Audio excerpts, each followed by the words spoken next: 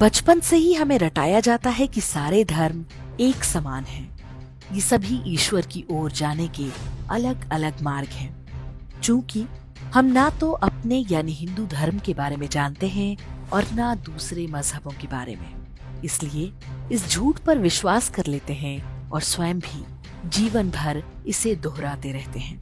लेकिन जब हम अब्राहमिक मजहबों की बर्बरता देखते हैं, तब इस थ्योरी पर से विश्वास उठने लगता है। बीते कुछ वर्षों में बड़ी संख्या में हिंदुओं की आंखें खुली हैं, लेकिन बहुतों की आंखें खुलना अभी बाकी है। इसलिए जानना आवश्यक है कि क्यों हिंदू धर्म बाकी मजहबों से अलग है, क्यों वो दिखावा करके भी हिंदू धर्म की तरह नहीं हो सकते।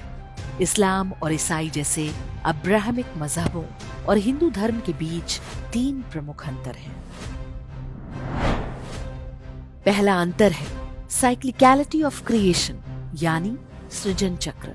अब्राहमिक रिलीजन में प्रकृति का सृजन एक रेखीय प्रक्रिया अर्थात लीनियर प्रोसेस है। दुनिया को किसी ने एक दिन बैठकर बनाया और एक दिन ये नष्ट हो जाएगी, जबकि सनातन हिंदू धर्म में सृजन एक चक्र की तरह होता है। ठीक उसी तरह जैसे दिन और रात होते हैं, उसी तरह सृजन और विनाश का क्रम भी सदैव जारी रहता है। दूसरा अंतर है यूनिटी ऑफ द सोल, अर्थात आत्मा का एकात्म। अब्राहमिक मजहबों में मनुष्य की आत्मा और अन्य जीवों की आत्मा को एक नहीं माना जाता। क्रिश्चियनिटी के अनुसार मनुष्य धरती पर एक निहित पाप के साथ जन्म लेता है। इस्लाम में मनुष्य का अल्लाह से रिश्ता मालिक और गुलाम वाला है, जबकि हिंदू धर्म में सभी प्राणी मात्र में एक ही आत्मा है और वो आत्मा परमात्मा का ही अंश है, पाप युक्त या गुलाम नहीं है। उसका भाग्य उसके ही कर्मों के आधार पर तय होता है। ये कर्म इस जन्म के ही नहीं बल्कि पूर्व जन्मों के भी हो सकते हैं। हर व्यक्ति के पास ये विकल्प है कि वो अच्छे कर्म करके अपने वर्तमान और भावी जीवन को सुधार ले। तीसरा अंतर है मल्टीप्लिसिटी ऑफ द ट्रुथ, यानी सत्य की बहुलता।